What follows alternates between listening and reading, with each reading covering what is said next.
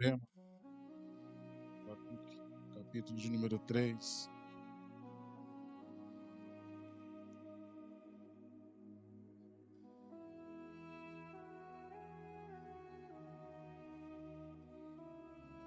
Agradeço a Deus pela oportunidade. Somos da Igreja do Evangelho Pleno. Estamos na direção de uma igreja em Aparecida. Trabalhamos com o Juan. Amém? Vocês acharam? Abacuque, capítulo de número 3, verso de número 2.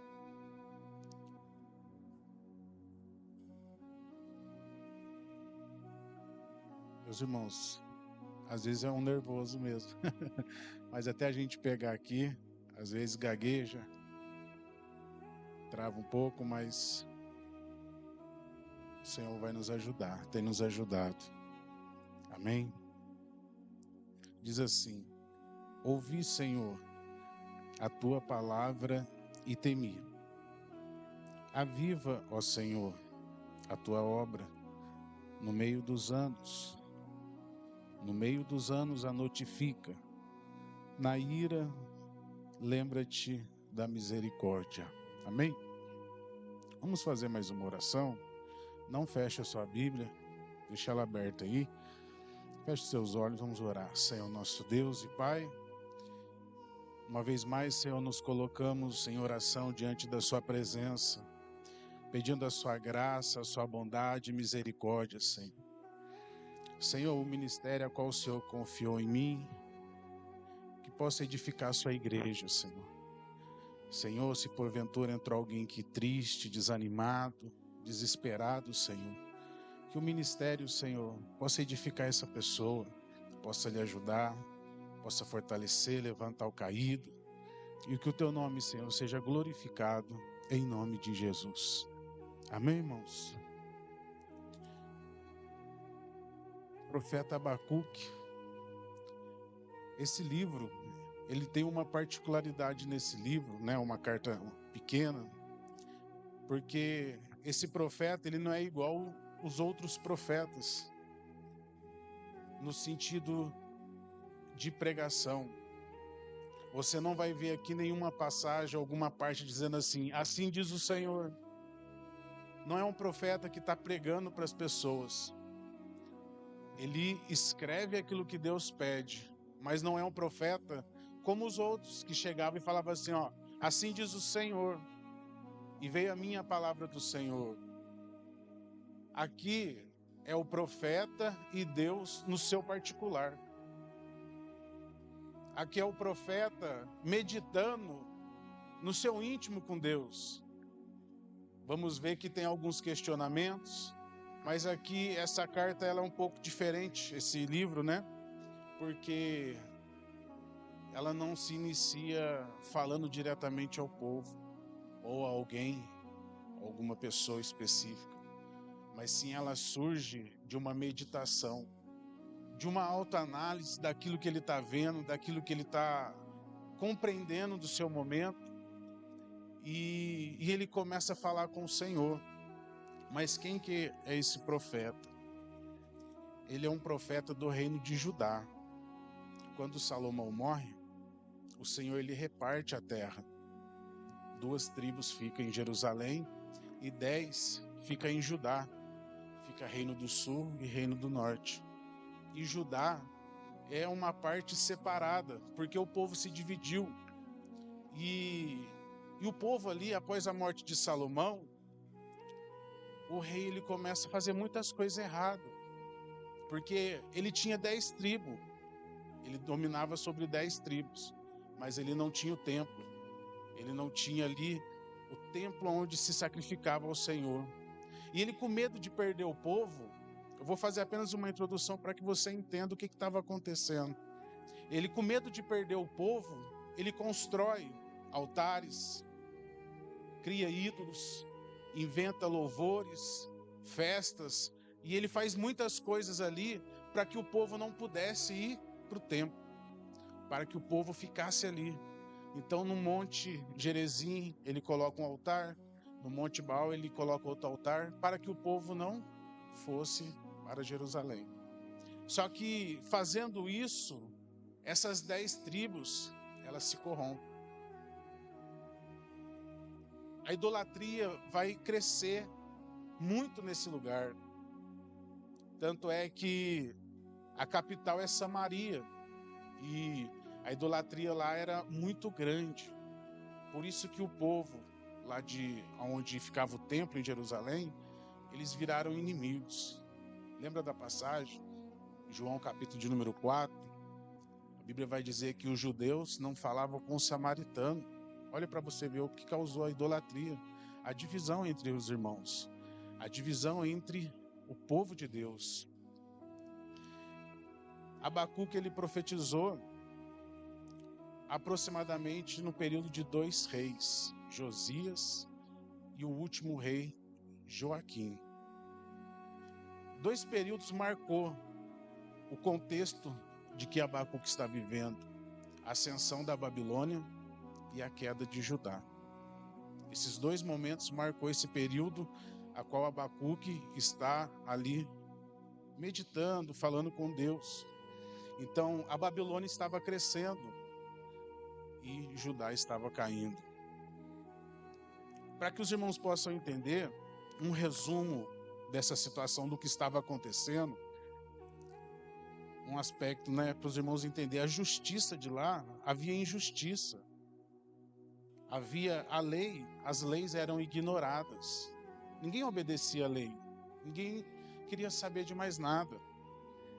Os juízes estavam corruptos na questão da justiça. A religião, havia idolatria, o abandono do culto a Deus.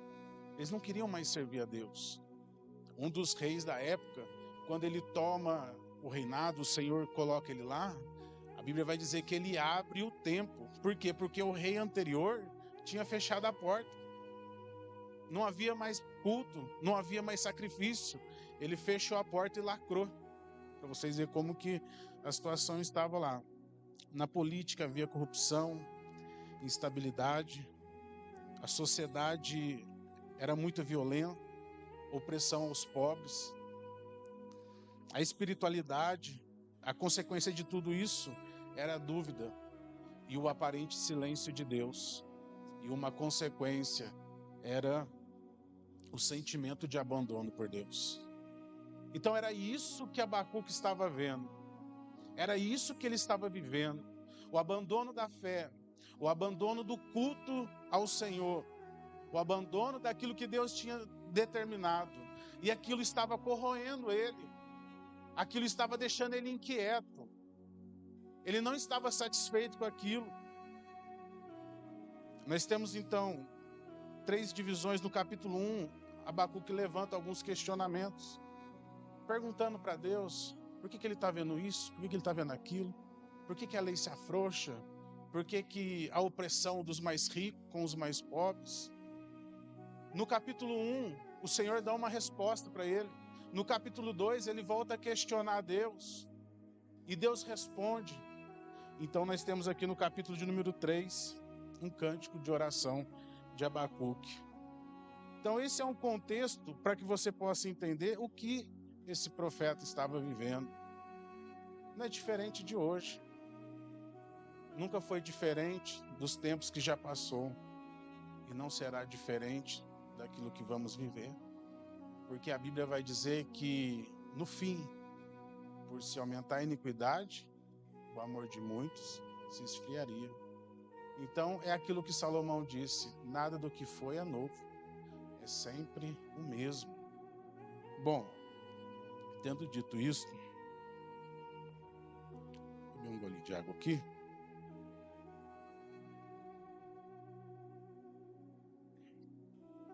Eu fiz uma reflexão no que o Juan mandou para mim. Quando ele mandou o tema, ele mandou algo meio que assim, mais ou menos assim, no meio dos anos. Tem a ver com tempo, ponto de virada, ou algo que está em processo, que sai daquilo que passou, ficou para trás, e que está adiante de algo que está por vir. Momento estratégico onde que Deus possa intervir. Um exato momento entre o passado e o futuro. mais uma pergunta. Esse profeta, ele viveu esse avivamento? O que os irmãos acham?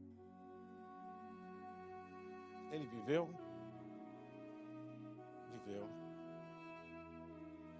O avivamento pessoal.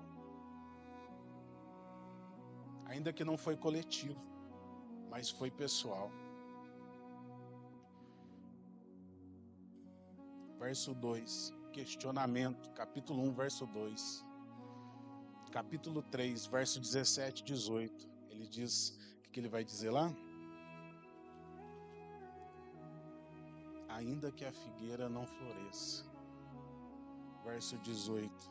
Todavia eu... Como que ele mudou de um estado de questionamento, de um momento de tristeza, de incerteza, de dúvida, para um estado de convicção, para um estado de fé, de que ainda que as coisas não dessem certo, avivamento pessoal, não foi coletivo, porque o povo ainda permaneceu, mas ele viveu o avivamento pessoal dele.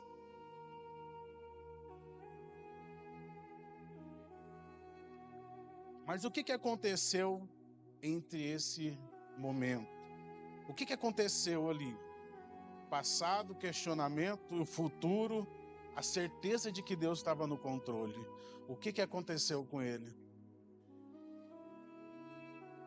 Como que a gente chega até esse avivamento? Porque é isso que a gente está aqui, né? O que passou, passou. O que vai vir é o que aguardamos. Mas como proceder nesse momento? O que a gente precisa fazer? Qual que é a receita? Qual que é o caminho? É o mesmo, irmãos. Não mudou muita coisa. Eu separei aqui uns 4 pontos. Creio que vai dar tempo. E eu queria compartilhar com os irmãos. E aqui eu entro naquilo que eu entendi o que o Senhor tinha pra gente hoje. O Senhor tem. Meditando aqui nos louvores que foi entoado, naquilo que foi falado aqui, eu pude compreender que ele teve um avivamento espiritual ali na vida dele. Mas não existe apenas avivamento espiritual. A gente vê que o avivamento que ele teve ali foi sair de uma situação difícil para ir para uma situação boa. Amém? Ele estava em questionamento com Deus. Ele estava com a fé abalada.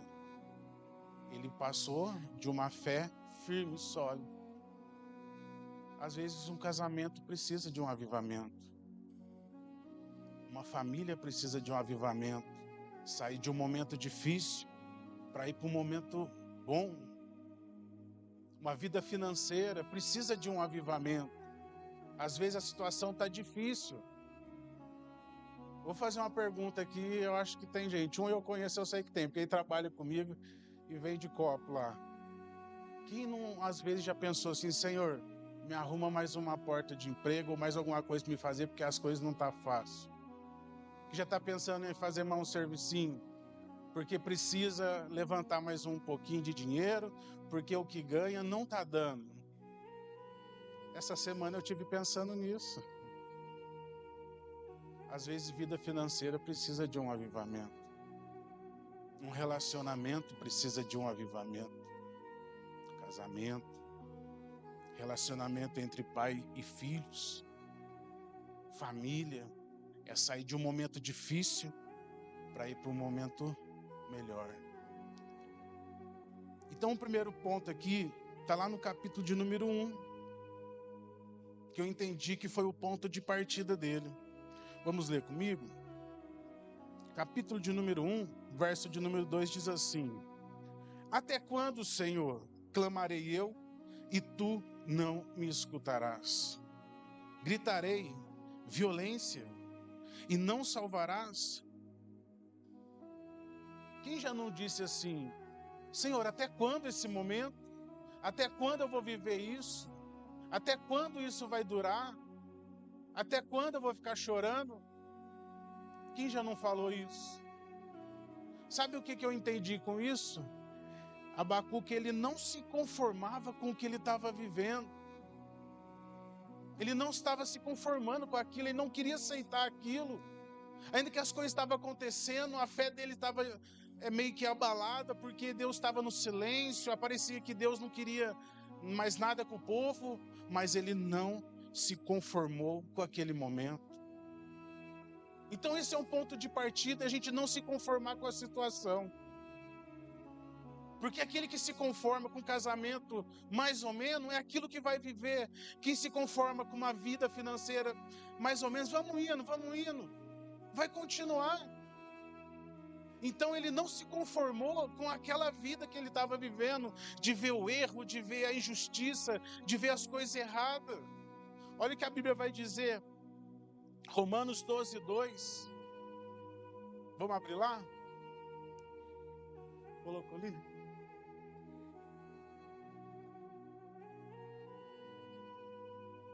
A minha tradução tá.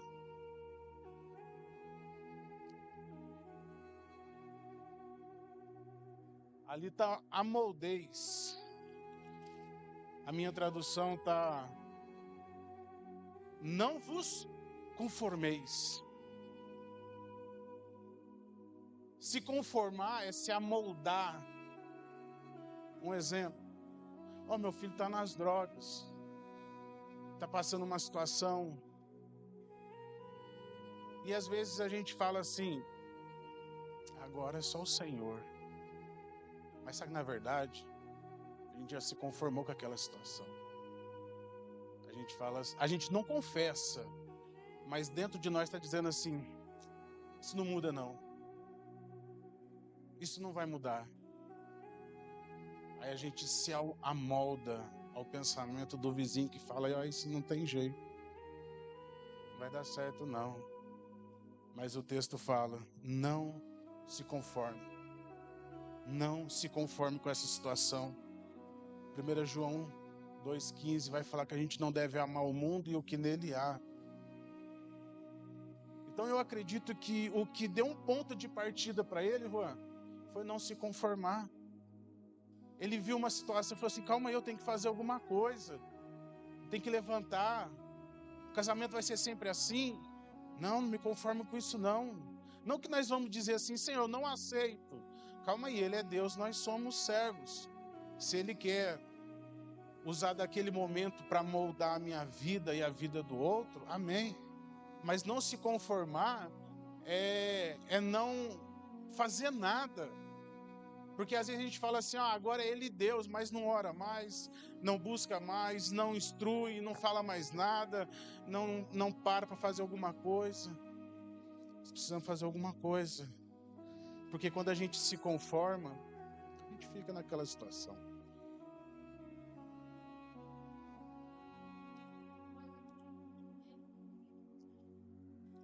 Segunda atitude dele, ele buscou em Deus. Ele não se conformou, mas ele foi na pessoa certa.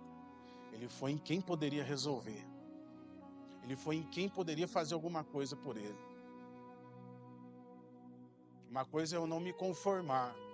Agora o segundo passo é aqui, aonde eu vou procurar uma solução. O profeta, Asaf, ele estava vivendo uma situação que ele vai dizer assim, os meus pés quase escorregou, porque eu olhava a prosperidade do ímpio. Aí o texto vai dizer lá na frente, até que eu entrei na casa de Deus. Está entendendo que se ele não tivesse ido na casa de Deus, ele estava a passos largos para uma decadência? Onde que a gente busca a solução? Eu sempre, às vezes, aconselho meus filhos e às vezes uso esse exemplo. Uma mulher casada, um homem casado que está passando uma dificuldade, ele jamais pode buscar um aconselhamento com alguém que acabou de separar. Porque qual vai ser o conselho? Faz o que eu fiz, deu certo. Manda ele embora. a vida que segue. Então, temos que buscar na fonte certa. E ele foi e buscou no Senhor. Eu não disse que aqui essa carta não era assim um profeta gritando e pregando, mas era um profeta aqui dentro falando com Deus. Aqui dentro, Senhor, até quando eu vou ver isso? Até quando? Então ele buscou no lugar certo. Ele via injustiça, ele via idolatria, corrupção, violência, opressão. Ele até duvidou do silêncio de Deus, mas não deixou de ir até o Senhor. Não duvidou. Eu queria ler alguns salmos. Salmos, capítulo de número 39.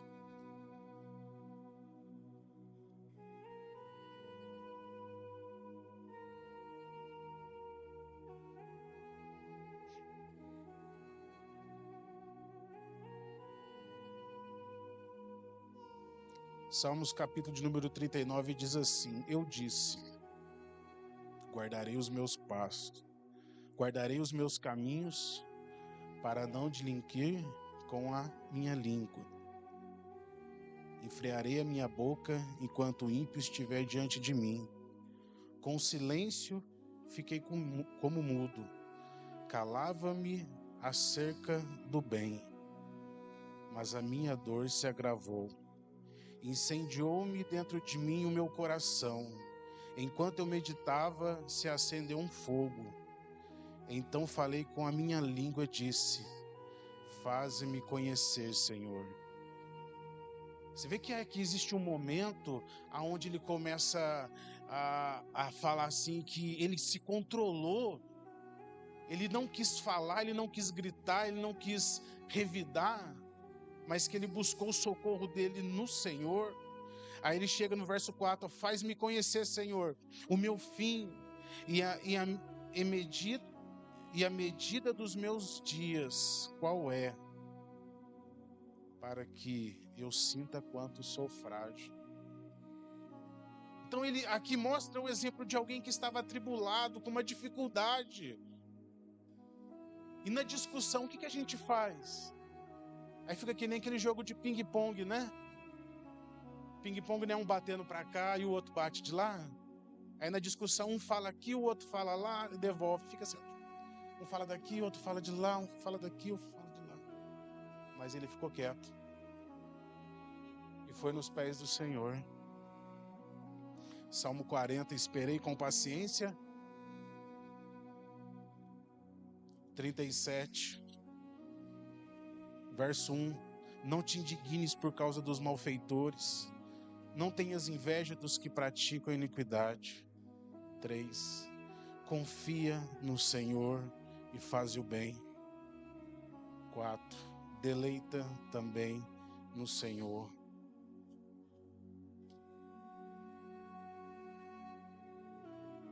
Ele não se conformou. Ele buscou no Senhor. E o terceiro ponto. Ele foi orar. Ele foi orar. Porque depois de tudo, no capítulo 3, o que ele faz? Senhor, eu entendi. Vou ficar de vigia. Vou ficar vigilando. Vou subir como uma sentinela, estarei atento. Aí ele fala, o texto vai dizer assim: oração do profeta Abacuque. Quando que a gente ora?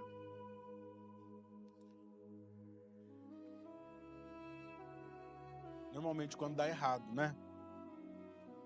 Quando dá errado é o quê? Quando a gente já tomou a decisão, quando as coisas já aconteceu e quando a gente se frustrou. Aí a gente vai orar. Lá no fim. Mas aquele orou no começo. Orou. Não, no começo não. No começo ele foi falar com o Senhor. Mas o que eu queria deixar para os irmãos, a oração. Precisamos nos matricular na escola da oração.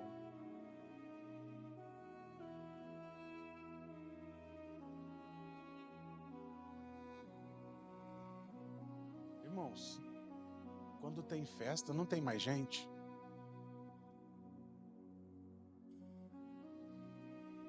Quando tem um aniversário, isso é só lá na minha igreja. Faz até grupo. Monta até um grupo, adiciona até quem não quer. Começa a arrecadar. Uma mensagem atrás da outra. Se você não lê a mensagem no WhatsApp, no fim do dia tem 100 mensagens. Você não consegue nem ver. Agora você fala assim, vai ter oração. Parece que sumiu todo mundo, o grupo. Vai ter um evangelismo. Nem para falar assim, estamos orando aqui, não vai dar para ir, mas estamos orando. Nós precisamos orar mais. Os grandes avivamentos, ele aconteceu por meio de oração.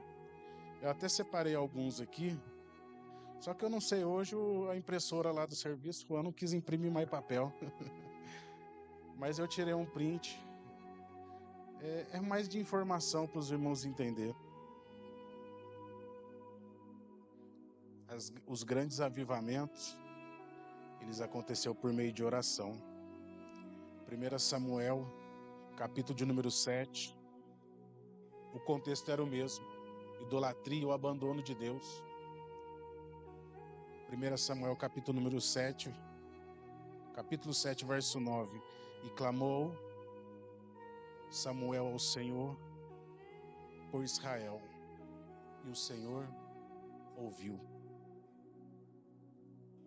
Resultado dessa oração, Deus envia um livramento sobrenatural e o povo volta a servir. Oração. 1 Reis, capítulo de número 18, verso número 37. Elias está no monte. Responde-me, Senhor, para que esse povo saiba que tu, Senhor, és Deus. A oração que fez o fogo descer. Daniel, por meio de oração, capítulo 9, verso 20. Estando eu ainda falando e orando e confessando os meus pecados e o pecado do meu povo, Deus envia a resposta. Atos, capítulo de número 1, capítulo de número 2. Estavam todos unânimes, perseverantes em oração. E de repente, oração. Para correr aqui, temos não muito tempo, um grande avivamento na Alemanha, na Inglaterra, com os nomes conhecidos, Jonathan Edwards, George Whitefield e John Wesley. A rainha da Inglaterra, segundo uma história vai contar, e tem essa frase, ela diz assim: eu temo mais as orações de John Wesley do que um exército. Oração, irmãos. Como disse aqui no começo, não é nada novo. É a gente fazer o simples, o arroz, feijão, o ovinho, é o simples. A gente quer colocar enfeite, quer fazer isso, quer fazer aquilo, quer criar algo novo, quer criar algo diferente. Não existe.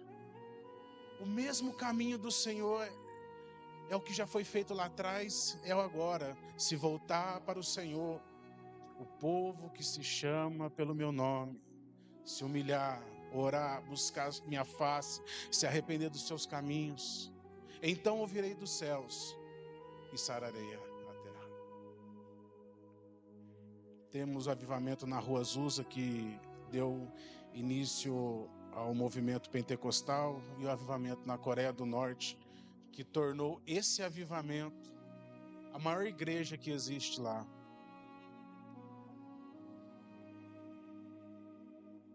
O quarto, vamos lá? Os irmãos lembram qual foi o primeiro? Não se conformou. Ele não se conformou com aquela situação. Ele foi até a pessoa certa. Terceiro, oração. O quarto, capítulo 3, verso 2, onde é a campanha. Ele vai dizer assim: ouvi. É possível, existe essa possibilidade de alguém estar escutando durante 1 hora, mas não entender o que foi dito? Acabar aqui, 15 minutos depois, os irmãos começam a conversar. Existe essa possibilidade de ficar 1 hora ouvindo, 1 hora ouvindo a pessoa falar e depois falar assim: o que ele falou? Não entendi. Existe essa possibilidade? Em Mateus capítulo número 13, Jesus vai contar a parábola. Ele fala daquela parábola da semente, né, que caiu algumas partes. E ele fala da que caiu à beira do caminho, é aquele que ouve e não compreende. Olha, está ouvindo, mas não está compreendendo.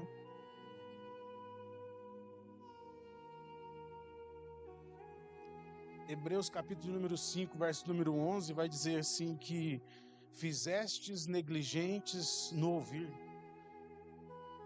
E Paulo mais para frente ali, o escritor vai dizer assim, ó, vocês já eram mestres, já eram para estar como mestres, de tanto que estão ouvindo, mas ainda precisa do leite espiritual, estão como crianças. Como é que é? Pessoas que sempre estão ouvindo, mas não há um crescimento. Aí aqui em Mateus capítulo número 13, Jesus vai explicar o porquê. Porque o povo de mau grado ouviu. Sabe quando você vai corrigir seu filho? Você vai puxar a orelha dele, você vai instruir, ele vai fazer tudo ao contrário. Ele não estava ouvindo, ele estava escutando. E o profeta: eu ouvi, Senhor, eu estou atento ao que o Senhor está falando. Eu ouvi, Senhor, a sua palavra. Precisamos estar atentos, irmãos. Ouvir a palavra. Porque o ouvir, ele tem uma consequência, um resultado muito importante para a nossa vida. Olha o que ele vai dizer: ouvi a tua palavra e temi. Pessoas que praticam todas essas coisas aqui que Abacuque estava vivendo, pessoas sem temor, perderam o temor. Eles não estavam dando mais ouvir. A mensagem era anunciada, o profeta ia preso, era jogado no calabouço, morria de tudo quanto é jeito. A mensagem, tanto é que Deus fala para Abacuque, ó, escreve numa madeira, porque até aquele que passar correndo vai ler. Então, às vezes a gente está ouvindo, mas não estamos dando atenção. E qual é a consequência? Falta de temor. Só que existe uma diferença no temor e no medo. Porque às vezes a gente ouve, a gente fica com medo. O medo, ele apenas dá um remorso. A gente ouviu e falou, Jesus está voltando mesmo, as coisas estão feias. Mas no outro dia está fazendo tudo igual. No momento agora assim, ó, está refletindo. Poxa, Senhor, é verdade mesmo. Mas se a gente não der atenção, não pedir a ajuda do Espírito Santo para que o nosso coração fique igual uma terra fértil, para que a semente caia e produza, não vai existir temor em nossos corações. E eu concluo aqui. Provérbios 1:7 vai dizer que o temor é o princípio da sabedoria. O que eu falei aqui é algo novo? É algo novo. Não era aquilo que a gente sempre tem ouvido? Ó, não se conforme com isso. Busque ao Senhor. O pastor não fala assim, ó, se as coisas estão difíceis, vem para a igreja. Se as coisas estão dando certo, vem para a igreja. Aí o irmão fala, ó, tá difícil, vamos orar. Busca ao Senhor. Nada novo. É aquilo que já sempre foi dito, que sempre é falado. Só que a gente sempre quer algo novo, né? Quer que o profeta levanta, vem aqui, sai entregando um monte de coisa. Revela o CPF, um monte de coisa. Anima a gente. Isso Deus faz. Porque isso ativa a nossa fé. Ativa. Mas isso é só para mostrar que Deus está com a gente. Mas o que vai nos conduzir daqui para fora é o temor de Deus. Um exemplo. A Bíblia vai falar de José. acho que é capítulo 39. Ele está na casa do seu senhor. A mulher que agora tem relações com ele. Olha a resposta dele. Por que eu faria tal maldade e pecaria contra o meu Deus? Quem que conhecia José lá? Ninguém. Quem que sabia das leis que ele... Ninguém. Um estrangeiro, anonimato, poderia fazer o que ele quisesse para ele, para todo mundo, aquilo é o costume dele. Mas longe de tudo e de todos, ele falou assim: eu não posso pecar contra Deus. Isso é temor. Isso é temor. É quando ninguém está vendo. A gente vai falar assim: eu não posso pecar contra Deus. Eu não posso fazer isso. Amém? Os irmãos entenderam? Foi difícil entender? Amém. Se coloque de pé, com a permissão dos irmãos. O Rua pediu para orar.